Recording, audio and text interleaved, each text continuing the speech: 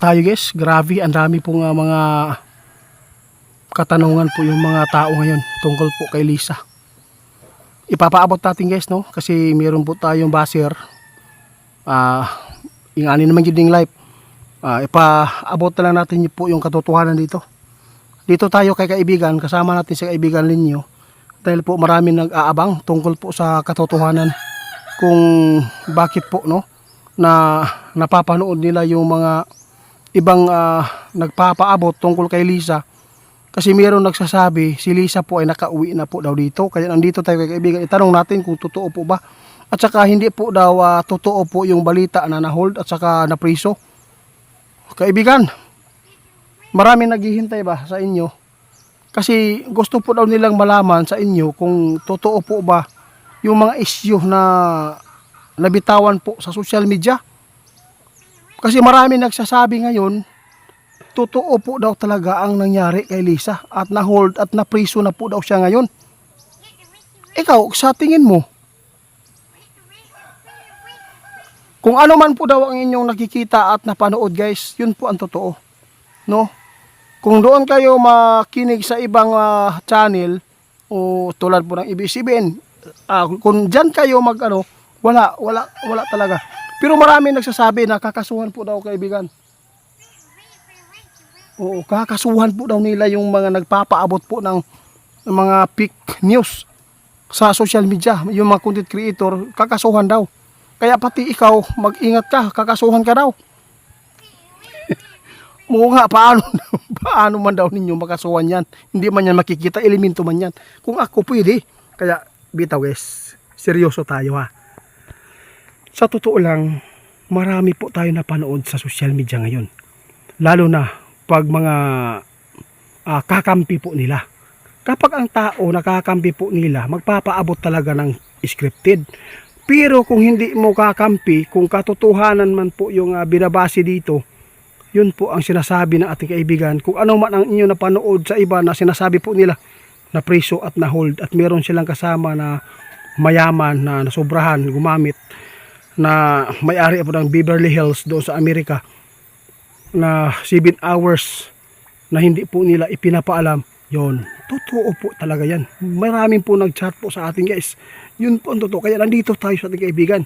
Yun po ang sabi ng ating kaibigan. Kung ano man po daw inyong napanood, sang-ayon po daw siya doon. Ibig sabihin nito kaibigan, naniwala ka na totoo po talaga yung isyo. Totoo talaga daw guys. Kung hindi po daw yan totoo, di sana nagpakita na po siya dito sa atin. Marami nagsasabi kaibigan na nakauwi na po daw sa Pilipinas. Oo. Sa lahat po ng makapanood sa ato ang video ha, kining amo ipinatanong lang po ito. Kung ano man po ang sinasabi ng ating kaibigan, di yun lang po ang ipapaabot natin. Huwag lang po tayong personalan na magalit ha. Oo. Kasi sa totoo lang, karma din po niya yan kung totoo man ito, no? Kasi si BBM guys, mabuting tao po yan. Yun po ang totoo. Mabuting tao si BBM. Di ba kaibigan? Ang problema lang, ang hindi lang maganda, yung nakapaligid sa kanya. Yun po ang nagbibigay po ng kaguluhan sa utak ni Marcos.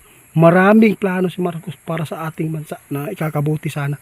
Ngunit meron pong mga tao na demonyo na nagmamanid po sa kanyang mga plano. No? Sinisira po nila ang plano ng BBM. Ngunit ganito ang nangyari. Di ba? Karma ang nangyari po kay Di ba? Totoo po yan guys. Kasi po, mapapanood po niyo si Peter Cayetano. Nagsasabi po talaga ng totoo na mayroong kasama si Lisa na namatay. At 7 hours pa nila ipinapaalam. Kaya hindi po ito pwede na magalit kayo. Kung kakasuhan man po ninyo, di ipalabas mo muna si Lisa doon sa ABS-CBN para malaman ng lahat kung hindi po ba totoo ito. Di ba kaibigan? Ito ang sabi ng ating kaibigan, may payo po siya. Ano po yan? Sabi ng ating kaibigan guys, wag po ninyong yung ulo ninyo, ayaw daw libuga, no? Wag po ninyong lituhin ang inyong utak. Yun po ang katotohanan, no? Ang problema lang po dito, bato dito, bato sa kabila. Kasi po, mahirap po talaga kaya nagkakagulo tayo.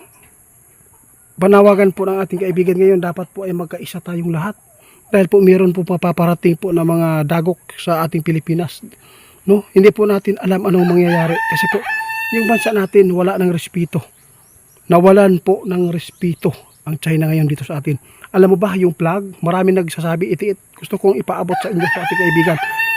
Kung anong ibig sabihin yung flag natin, no? Nakita po doon sa, saan po ba yun? Baliktad daw.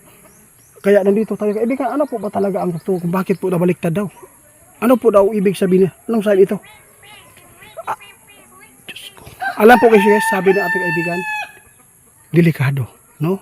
Kaya kung ano man po yung watawat kung bakit nagkaganito, dahil po sa ato ang namumuno diri nawalaan din sila respeto. Kaya natakot ang mga tao, lalo na yung nagpaabot na meron pong magaganap na kaguluhan dito. Ito po yung sinasabi na giyera. Kaya mag-ingat na lang po tayo sa bawat isa kasi sabi ng ating kaibigan, magaganap at magaganap po talaga yan. Ha? Kaya kaibigan, maraming salamat po sa inyong pagtugon. Huwag po ninyong lituhin pa ang inyong hunahuna diha, yung utak kung saan si Lisa. Kung ano man po yung mapanood ngayon na mga isyu, yun po ang totoo. Ha? Kung mayroon man nagpapaabot na hindi po totoo na na-hold si Lisa, di sana makikita na ninyo sana siya sa Senado or sa social media, sa ABS-CBN na ipinapaabot. Kasi mahirap po talaga no pag ano po? Dito sila nagkamali guys, no? Grabe yung karma din po, no? Sabi na ating kaibigan ngayon, oh. Di sana kung hinuli sana si Digong, hindi sana daw ngayon. Doon na sana hinuli pagkatapos po ng halalan. Bakit po nasabi po ninyo yung kaibigan? Oh, tanawa guys. Ingon si kaibigan. Lalo silang mapapahamak sa kanilang pagtakbo ngayon. Bakit po nasabi yun? Dahil po maraming galit na guys. Maraming bumaliktad. Yun po ang sabi ng ating kaibigan. Kawawa. Di sana pinapahuli unta nyo si Digong yung pagkatapos na sana ng eleksyon. Ngayon, naipit kayo, no? Baka walang mananalo sa ka-line up po ni BBM dito sa pagkasenador. Na, patay na. Bakit po kaibigan, nasabi po niyo yan?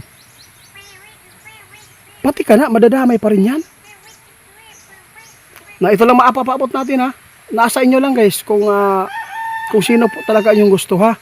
Basta nakita ng ating kaibigan ngayon, malakas na talaga yung ano dito sa kabila kay Duterte kasi po na umpisahan po talaga ang kaguluhan ngayon mula na siya po ay pinapahuli, no? Marami pong bumaliktad ngayon guys. Yun po ang nasabi na po ni kaibigan. Natakot si kaibigan baka po magkaroon pa tayo ng ano ha, kudita. Huwag po sana.